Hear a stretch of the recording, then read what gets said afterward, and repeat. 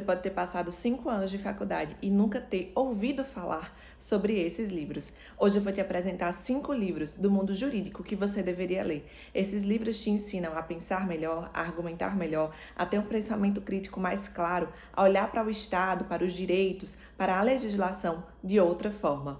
Vem comigo!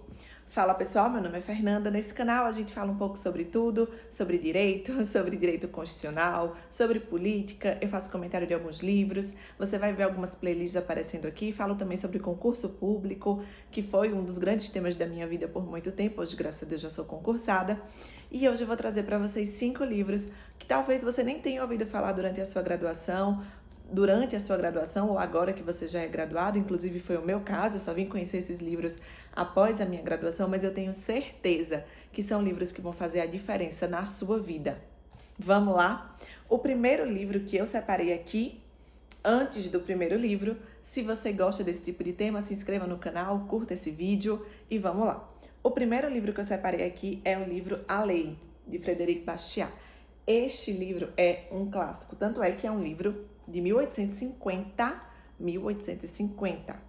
e ainda assim é um livro super atual. É um livro que você vai ler ele agora e você vai encaixá-lo na nossa legislação, no nosso direito, na forma que a gente vê a justiça agora. Por mais que seja um livro de 1850. Isso sempre me pega muito porque eu penso o quanto nós evoluímos pouco como sociedade. Quando a gente estuda filosofia, quando eu estudo um pouco de filosofia, eu percebo muito isso. Alguns dilemas dos filósofos antigos continuam sendo os dilemas atuais. E isso me pega muito, que eu fico, cara, a gente parece que às vezes não evoluiu como sociedade. A gente evoluiu em tantas coisas, mas nessas questões a gente não evoluiu, principalmente quando a gente trata de questões que envolvem o comportamento humano. Bom, esse livro, A Lei, o que é que ele vai falar aqui? Ele vai efetivamente falar sobre qual é a função da lei. E, consequentemente, ele vai falar um pouco sobre a função do Estado. Eu li esse livro já tem um tempo, eu vou deixar o link dele aqui embaixo. Esse livro é muito bom, é realmente muito bom, é um livro pequenininho, você lê rapidamente. Eu separei alguns trechos para que a gente possa comentar. Tem um vídeo aqui no canal, bem do início, que eu falo sobre esse livro, onde eu vou falar sobre lei versus moral. Se você tiver curiosidade, gostar do assunto, eu vou deixar ele linkado aqui para você. Bom, eu separei alguns trechinhos para que a gente possa ver. Vamos lá. Primeiro, Bastiat diz: é preciso averiguar se a lei toma de uns o que lhes pertence para dar aos outros aquilo que não lhes pertence. É preciso averiguar se a lei executa em benefício de um cidadão e em detrimento dos outros um ato que esse cidadão não poderia ele mesmo executar sem cometer um crime. Isso aqui é muito legal. Por quê? Isso aqui traz pra gente uma provocação. Existem algumas coisas que o Estado pode fazer que, se eu fizer como cidadã, seria um crime. Por exemplo, o que é o imposto? O imposto é o Estado ir lá e tirar um pedaço do seu ganho, do seu rendimento, sem a sua autorização, de forma coercitiva, de forma impositiva, ele tira um pedaço do seu ganho. Se eu fizer isso com outra pessoa, eu estaria roubando desta pessoa, ou furtando, a depender da circunstância. Mas o Estado pode fazer. E isso é algo que faz a gente pensar, ainda mais aqui no Brasil, que a gente teve uma escalada de impostos, a gente tem uma carga tributária muito alta, mesmo com a reforma tributária, na verdade eu acho que ela aumentou essa carga tributária, a gente precisa pensar sobre isso. Os poderes que o Estado tem, que o particular não tem, coisas que o Estado faz, que se um particular fizesse, seria crime. Tem outro pedaço que ele fala assim: não é porque os homens promulgam leis que a personalidade, a lei, a liberdade e a propriedade existem. Pelo contrário, é porque a personalidade, a liberdade e a propriedade preexistem que os homens fazem as leis. Essa parte aqui conversa muito com o justnaturalismo, que são os direitos inatos, aquilo que a gente entende que existe, que a gente tem, independentemente de uma legislação. A gente não precisa de uma lei dizendo que você tem o direito à vida. Isso é claro, isso é inato, eu não preciso de uma lei para colocar aquilo ali. Até porque se a gente for depender sempre da lei para ter determinado direito, a gente ficaria à mercê disso. E a gente não pode esquecer que nós tivemos regimes autoritários, regimes terríveis para a história da humanidade, que fizeram várias coisas terríveis e horríveis baseadas na lei. Então, não é porque algo está positivado em uma legislação que necessariamente é bom ou que necessariamente é justo. Inclusive, o direito ele existe não necessariamente para fazer justiça, mas para pacificar a sociedade, para resolver conflitos sociais. Se ele vai resolver isso da forma mais justa ou não, não há uma certeza. A gente vai realmente precisar averiguar. Outro pedaço aqui que eu coloquei para a gente poder ver, fala assim: Desde que a pessoa fosse respeitada, o trabalho livre e os frutos do trabalho garantidos contra todo ataque injusto, ninguém teria nada a discutir com o Estado. Outro pedaço fala: a lei foi pervertida pela influência de duas causas bem distintas, o egoísmo ininteligente e a falsa filantropia.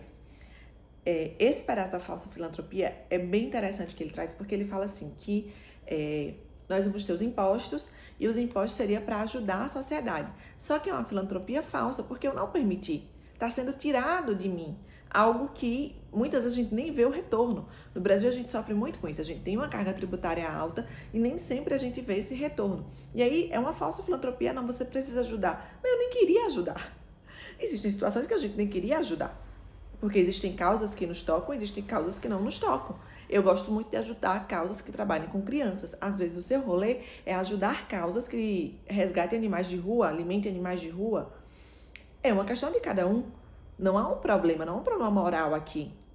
A filantropia ela tem que ser realmente voluntária, né? Senão ela não é filantropia. Aí tem outro pedaço que eu tirei aqui pra gente comentar, que fala assim: sociedade nenhuma pode existir se nela não reine, em algum grau, respeito pelas leis. Porém, o mais seguro para que as leis sejam respeitadas é que elas sejam respeitáveis. Quando a lei e a moral estão em contradição, o cidadão se encontra na cruel alternativa de ou perder a noção de moral ou perder o respeito pela lei. Dois infortúnios tão grandes que é difícil escolher entre um e outro. Muito difícil escolher entre lei e a moral, ainda mais para cidadãos comuns, cidadãos de bem, cidadãos não, jamais. Cidadãos comuns, cidadãos de bem, cidadãos que cumprem ali com seus deveres, que estão ali pagando seus impostos, trabalhando dignamente. Essa pessoa ela não quer ter que escolher, mas a lei, para ser respeitada, ela precisa ser respeitável. Se a gente tiver uma lei infundada, uma lei sem nenhum tipo de cabimento, uma lei ruim, as pessoas não vão respeitar. Inclusive aqui no Brasil a gente tem uma questão que fala assim: essa lei não pegou. Essa lei não funciona, embora a lei esteja vigente, ou seja, ela tá ali pronta para produzir os seus efeitos, a gente fala, essa lei não pegou. Como assim essa lei não pegou? Não existe isso de uma lei não pegar. As leis necessariamente precisam pegar, porque elas são impositivas, elas são cogentes.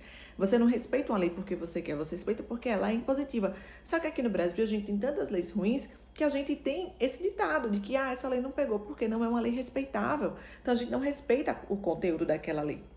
Então, este livro, A Lei de Bastiat, é um livro muito bom. Vale a pena você fazer a leitura. É super rápido, tenho certeza que vai expandir aí os seus horizontes, a sua mente. O segundo livro é A Anatomia do Estado. Esse livro também é muito bom. Inclusive, tem uma outra capa dele também que é muito boa, em que tem uma figura assim representando o Estado e esse Estado pisando em uma pessoa. Esse livro é muito bom. Esse aqui tem menos tempo que eu li. A lei já tem bastante tempo, mas esse aqui tem menos tempo. Um livro também que eu gostei muito, já estava na minha lista há um tempo e eu ficava enrolando, mas que traz também pensamentos muito bons. Vale a pena a leitura, eu vou deixar o link dele aqui. Separei alguns pedaços para que a gente possa ver. E aí, assim diz esse livro. Em poucas palavras, o Estado é aquela organização na sociedade que busca manter um monopólio do uso da força e da violência em uma determinada área territorial. Especificamente, é a única organização na sociedade que obtém sua receita não pela contribuição voluntária ou pelo pagamento por serviços providos, mas através da coerção. Então, é a única organização que toma os seus proventos, os proventos para se sustentar, não os seus proventos, toma dos nossos proventos para se sustentar. O Estado ele não recebe por produção. Ele recebe e depois ele vê se ele produz. Tanto é que a gente continua pagando o imposto, mas a nossa rua continua sem nenhum tipo de estrutura, sem um asfalto, sem um saneamento básico, sem iluminação, mas a gente continua pagando o imposto. Porque o imposto ele é independente do serviço prestado pelo Estado. Enquanto outros indivíduos ou instituições obtêm seus rendimentos pela produção de bens e serviços e pela venda pacífica e voluntária desses bens e serviços a outros, o Estado obtém sua receita pelo uso da compulsão, isto é, pelo uso da ameaça, da prisão e da baioneta. Esse livro é muito bom e ele traz essas verdades. A verdade é que o Estado, ele se manifesta e ele subsiste desta forma. Ele existe ainda que ele não produza os benefícios que ele deveria produzir, mas os malefícios ele continua produzindo. Temos também aqui mais uma passagenzinha que eu separei desse livro, porque é um livro muito bom, super pequenininho também, que vale demais a leitura, principalmente para você que está estudando aí Teoria Geral do Estado, por exemplo. É um livro que vai ampliar os seus horizontes, tenho certeza disso. Ele coloca assim: pois as massas de homens não criam suas próprias ideias ou de fato pensam com essas ideias de forma independente. Elas seguem passivamente as ideias adotadas e disseminadas pelo grupo de intelectuais. Os intelectuais são, portanto, os formadores de opinião na sociedade. E como é precisamente de uma modelagem de opinião de que o Estado mais desesperadamente necessita, torna-se clara a razão de secular aliança entre o Estado e os intelectuais. Gente, isso aqui é tão atual. Meu Deus do céu.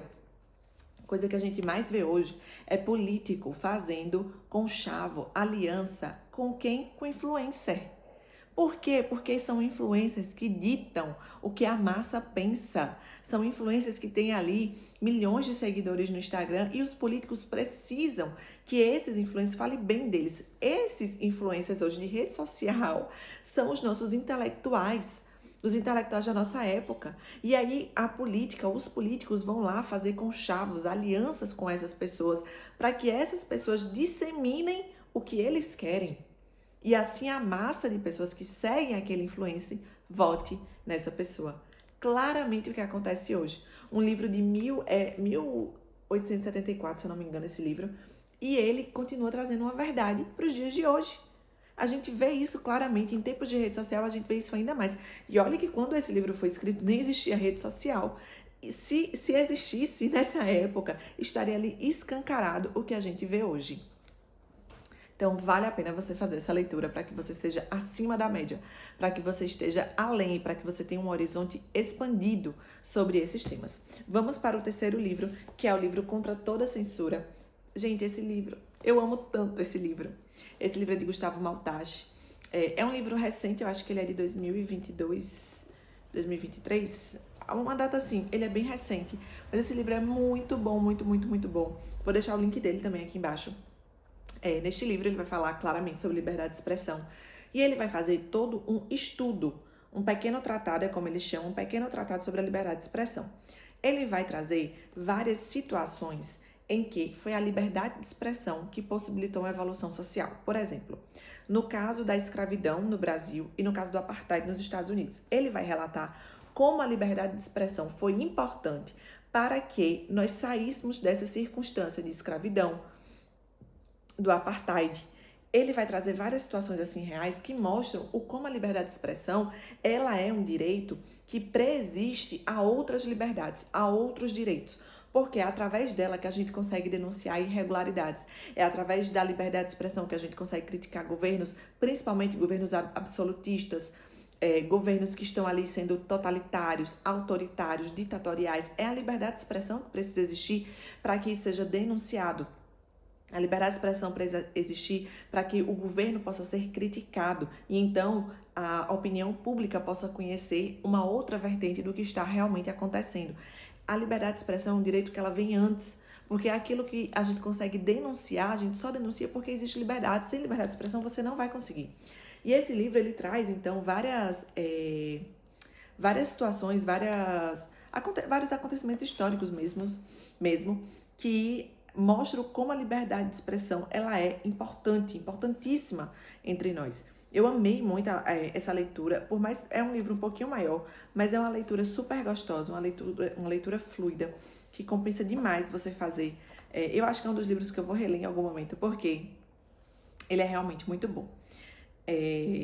Fala assim, um pedacinho que eu deixei aqui separado, ele já tem algumas coisinhas assim que eu deixei, né, separadas. É muito bom esse livro. Inclusive o autor falou que iria lançar outro, eu estou no aguardo. A liberdade torna-se sem sentido onde o direito de expressar os seus pensamentos e opiniões deixou de existir. Esse, dentre todos os direitos, é o terror dos tiranos. É o direito que eles derrubam antes de todos os outros. Eles conhecem o seu poder. A escravidão não pode tolerar a liberdade de expressão. Quando a gente vê um governo tirano, um governo autoritário, o primeiro direito que ele vai querer derrubar é a liberdade de expressão. Porque é a liberdade de expressão que pode derrubá-lo daquele lugar de tirania, de autoritarismo, de concentração, de poder.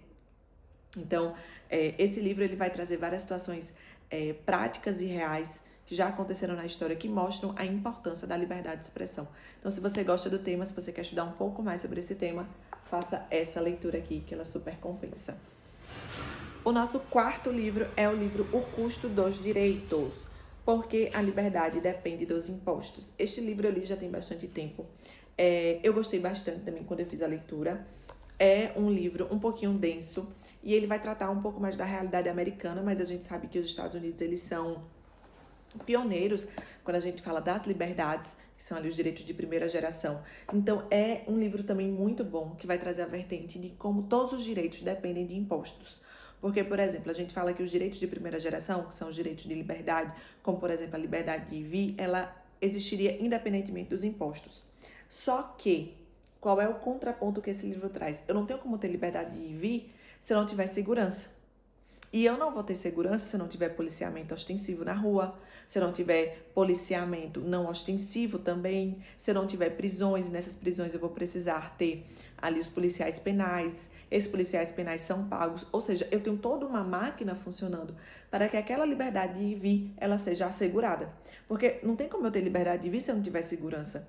Da mesma forma, por exemplo, o direito à vida. Para que haja direito à vida, nós temos o direito à vida, mas para que esse direito seja assegurado, eu também vou precisar de segurança.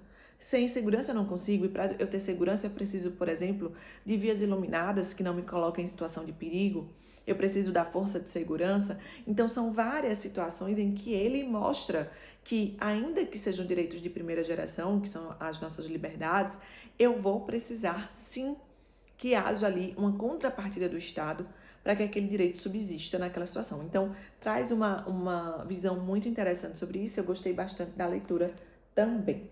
E o último livro, mas não menos importante, espero que você esteja aí ainda, esteja prestando atenção aqui, se não tá, bora lá, vem cá, vem comigo, vamos prestar atenção nisso aqui. É o livro Direitos Máximos e Deveres Mínimos, do Bruno Garchagen. Eu acho que é assim que fala o nome dele. Esse livro, ele é muito bom, muito bom. Inclusive, se você quer ficar um pouco revoltado com o nosso poder legislativo, com o tanto que eles gastam, os deputados, senadores, vereadores, você precisa ler este livro aqui.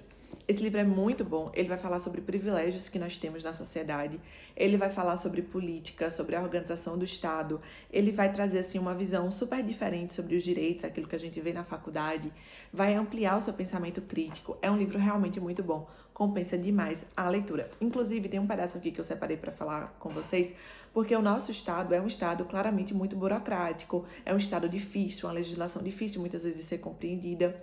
Tanto é que a gente criou essa expressão do jeitinho brasileiro, porque o jeitinho brasileiro, há uma crença de que o jeitinho brasileiro ele existe.